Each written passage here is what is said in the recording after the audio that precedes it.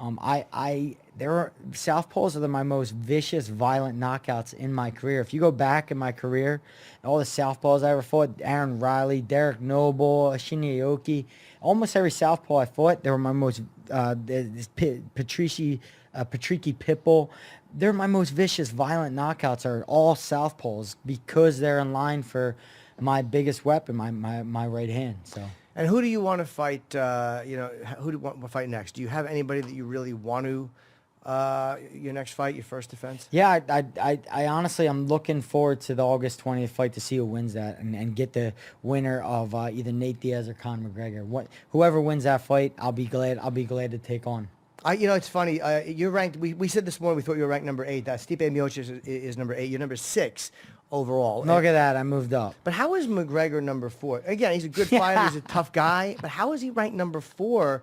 I understand why Cruz and Demetrius Johnson and Cormier are ranked high and Jose Aldo. But why? I don't understand how Conor is ranked 2 above you. It doesn't make sense. Because he beat Dennis Seaver, man.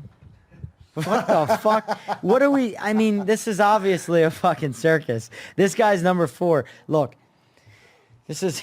I said it. What did I say to Dean Thomas?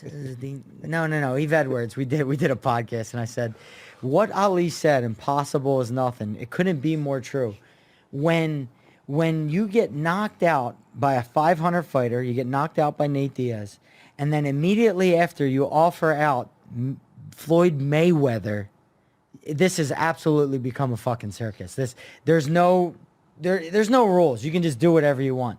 You get knocked out by a guy who doesn't box. You get knocked out, and then afterwards, you arguably you offer out the best boxer to ever lived. So, right, this is a circus. We just make shit up. The guy's number 4. Great. We make up rankings.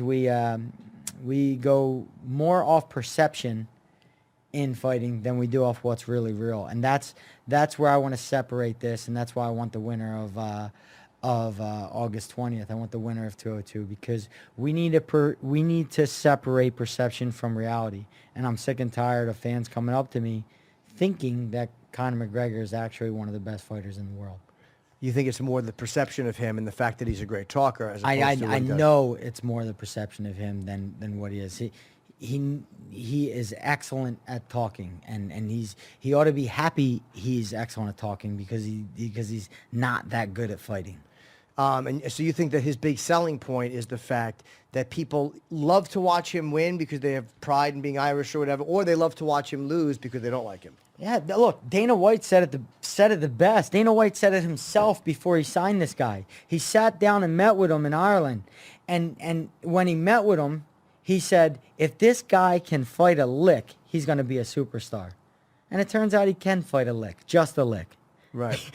And he's a superstar. So that's what you get. There's a difference between popularity and the best fighters in the world. There's a difference between being popular and then actually being one of the best fighters in the world. He's popular.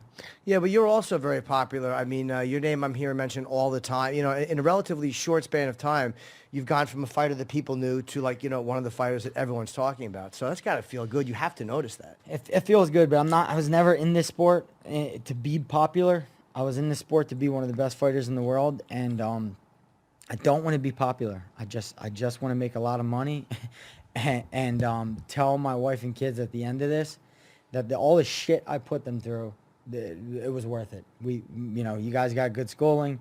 We live somewhere safe, somewhere whatever. I just want to be able to say that to them. And if I can say that to them, then I did my job.